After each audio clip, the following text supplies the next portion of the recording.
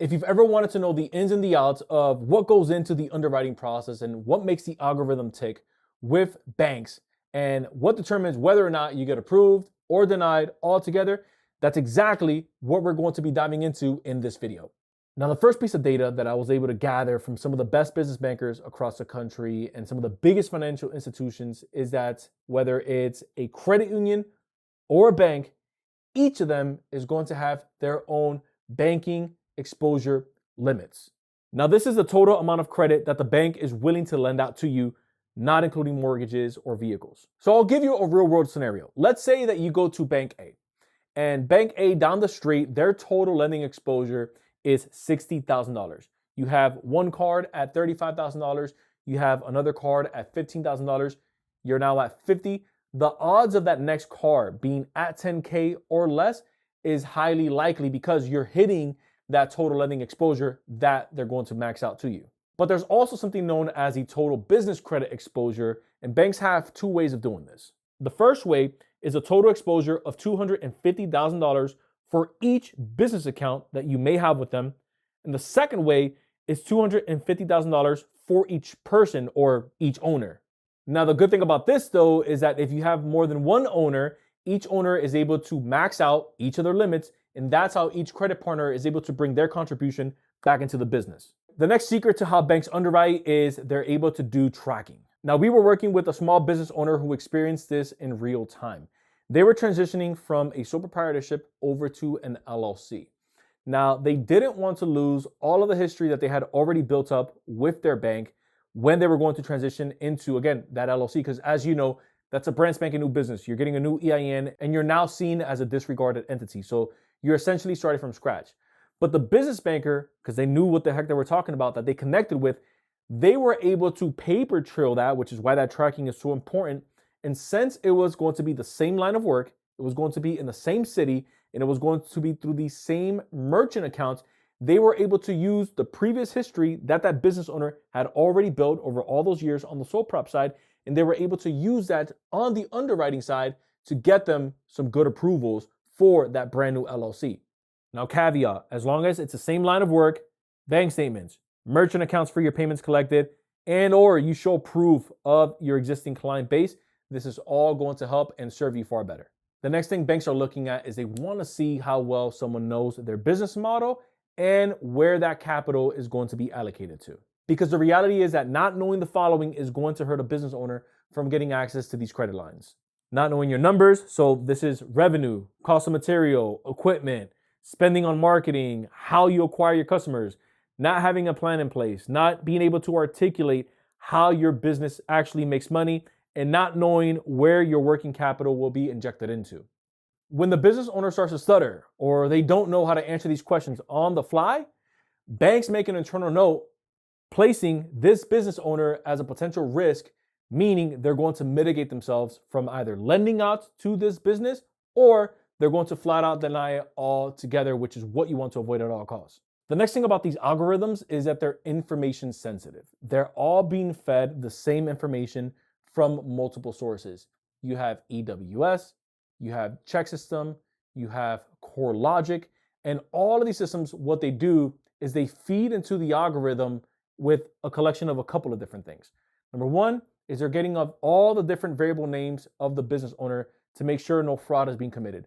So if you have, let's say your last name is Irv, but then you have a junior attached to it. If you're leaving out the junior, then odds are you may be seen as someone that's not you trying to apply for the account on your behalf. But taking that a step further, even for something as small as ABC LLC, if it's ABC Limited Liability Company, physically spelled out, but on the application or when you go to open a business checking account, you put LLC, you could get denied altogether because, again, it could be seen as someone trying to apply, commit fraud on your behalf using your information. So even if it's something as minor as double checking the information, triple checking the information, I always tell our business owner clients, bring in your articles of organization, bring in your operating agreements to the bank. So that way there's no errors or anything that you can prevent. And again, right before the application is submitted or right before they go to press enter in the system, if you're maybe opening an account, have them turn the screen around, double check it, triple check it. That way you're not having to clean this mess up later on. Now, the next one up kind of surprised me because this wasn't like this the same time 2 years ago, but banks are really starting to get privy to this. And that's known as dormant accounts or zombie accounts. Here's what that means. Have you ever seen videos or have you ever seen someone talk about, hey, just deposit X amount of money into an account and the sky's the limit with how much credit you can get approved for, right? We've all seen those videos. We've all seen them. That's no longer the case with the majority of the banks that we're seeing, and this also applies to credit unions. Banks are relational. Apart from them being transactional, they're also relational. They want to partner with you as the business owner.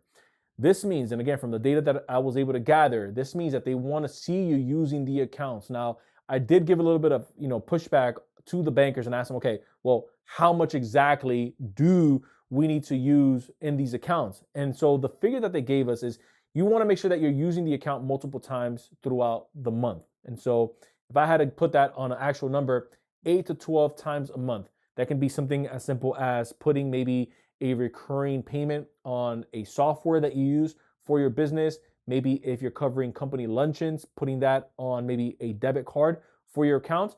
And don't forget, never let your accounts go under the threshold that's needed in order to keep the account open. So if the threshold is 500, when you start letting it go under that, you start to raise a red flag with the banks as well, which also hurts you apart from your account just being dormant the entire time. Next one up is putting unemployed versus being a business owner or independent contractor or even a gig worker. Now, whether you're applying for credit on the personal side or on the business side, the banks are always going to look at the common denominator. The common denominator is you, the business owner.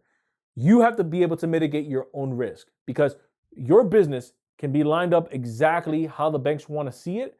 But if you're putting on the application that you're unemployed or that you're collecting a Social Security pension or that maybe you're retired, even though you're running a business, that's not necessarily going to shake up in your best interest. So what we've noticed, again, speaking to these bankers, is that if you put that you are an independent contractor or the CEO or the founder in your business, that's going to serve you far better. But taking it to the next level, putting that you are the employee of your company is really, and again, you have to be able to prove this, of course, if you're giving yourself payroll, the whole 9 yards, right? But putting yourself as the employee on the application and then putting the name of your company, the business itself, helps create that separation between, okay, the business is its own standalone entity and the person is its standalone entity. And then that way it comes together as a nice solid application versus, again, you putting information on there that's going to be contradictory to what the business is trying to do in and of itself. Now, this is a big one right here, and the bankers actually warned about this because they're also starting to catch on to this. I'm gonna let you know more so how they underwrite this.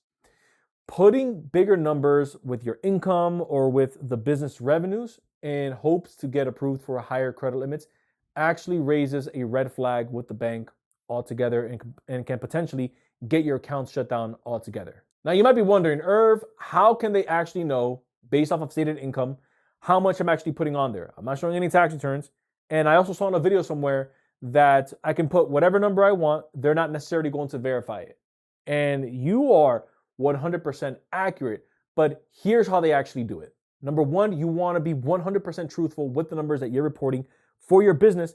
And number two, there's a complete scoring algorithm for how they're actually basing whether or not the figure that you're using in terms of revenue is going to be congruent with the business that you're applying for. They're taking a look at the industry code used for the business, the zip code that you're applying from, that's a big one, the age of the business put on the application, how the business actually generates revenue, how much cash reserves the business has in applying for that bank and at other banks. And also, they're also taking a look at the number of employees that you're putting on the application. So here's how this shakes up in a real world example. Let's say that I have a 1 to 3 year old business and I put that I'm generating, let's say $250,000 a year, but I live in a small town with right around 50,000 people. The likelihood of me remaining in business is maybe a lot shorter of a lifespan of me remaining in business because maybe I have less clients in that town. And again, the amount of money that I can maybe make in that town is going to be totally different from, again, that same business that's maybe now 8 or 9 years old, but I'm in the heart of Los Angeles. So this is why it's important of the zip code that you're using, of where you're applying from, the amount that you're putting on there, and also the industry, because there's also industry averages that they're playing off of. But I want to take this a step further because remember, 99.9% of the time, you're going to be personally guaranteeing this debt. And so they're going to be taking a look at your personal credit lines. So if you put on there, hey, we're going to be generating $500,000 a year, it's your first year in business. Banks aren't dumb. They're going to take a look at, wait a minute, what credit lines do you currently have? Okay, your highest credit line is let's say $2,000. The vehicle that you got approved for, which let's say an $8,000 vehicle, that's not a big credit limit. And so banks are going to take a look at that information and then they're going to make a guesstimated decision on the spot right there. If that number is way off from where the average typically is based off of a tier system, bam, it's getting kicked back altogether. And in some instances, if they feel like the person is fishing for credit, they could just blacklist them from the bank altogether. You want to be very watchful of this, which is why I'm giving you this information. Another way put, banks are going to look at both the macro and the microeconomics of each and every single applicant. Next up, you have applying for too many accounts too quickly. Now, this applies to both personal and business accounts. Now, banks are going to be able to take a look at how many accounts you apply for, both internally and externally. Most of the time, they're able to see this off of two metrics. Number one is they're able to see this off of the hard inquiries that are reporting on your credit. But the second way that they're able to see this is you have what's known as internal underwriting, and then you have what's known as universal or external underwriting. Here's what that means. If you are applying at Chase and you go to Bank of America, each of them have their own underwriting systems, but each of them can tell whether you applied for that bank or not for a credit line based off of the hard inquiry. That's on the external underwriting. Internal network underwriting works a little bit differently because sometimes banks all underwrite using the same third-party company. Some of them could be TCM, some of them could be using the FNBO network, some of them can be using Elan Financial Services. So what that means is you may think that you are applying at 3 or 4 different banks, but you're still landing inside of that same application pool. And so if you're wondering, man, I applied at 4 different banks, I got denied instantly, you have to ask and you have to find out, okay, is this the same network or are they being underwritten by third-party companies? Number 8, and this was personally a big aha moment for me because I always wondered about this and, I always had my conspiracies about what to put, but there are certain answers that are going to trigger kind of like the red flags and the bells are going to go off with the bank. And so if you've ever seen an application where, it's going to ask you, do you want to pay off debts? Do you want to debt consolidate? Is it a big future purchase? Are you remodeling your home? Those are questions, and it's almost like tripwire. Anytime someone's ever put, I want to pay off a student loan with this loan, or I want to consolidate my debt, I've always seen that as a tripwire.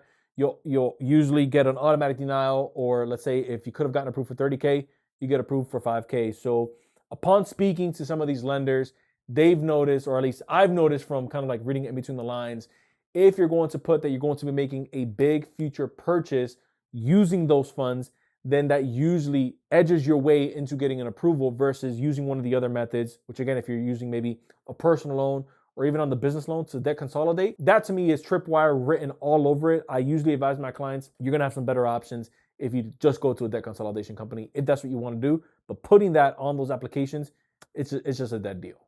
And lastly, similar to internal and external or universal underwriting, you have internal and universal bank account balances. In a nutshell, what this means is that banks want to know how much financing or how much funding, rather, capital you have readily available with them in that account. We know this, or we call this typically liquid heavy. A lot of banks are liquidity based, which means that they want to see more funds available in that account, which means that they can use it to lend out to more people, right? It's velocity banking. Now, when it comes to universal bank accounts, they can also take a glimpse at this. A lot of banks communicate externally within each other. And so if you're blacklisted at one bank, especially if you've been blacklisted at Amex, odds are that may potentially carry over into Chase. And so you want to be really careful with that. So that's why you never want to go negative too long in an account, if at all. Look, if I'm being real with you, you never want to go negative. If you, for whatever reason, forgot to make a deposit, bring it out of the negative account as fast as possible because it's like a domino effect. Once one bank account gets shut down, you'll start seeing other bank accounts start getting shut down either for potential merchant fraud, if you have too many chargebacks, or if you are maybe not keeping enough money or funds in those accounts all together. So there you have it. Those are some secret tips that I want to share with you that I picked up from some of the underwriters and some of the bankers and some of the biggest lending institutions across the country. If you found value in this video, consider sharing it with someone that you know is looking to take their banking to the next level. But other than that, I appreciate each and every single one of you guys. I will see you in the next video. Peace.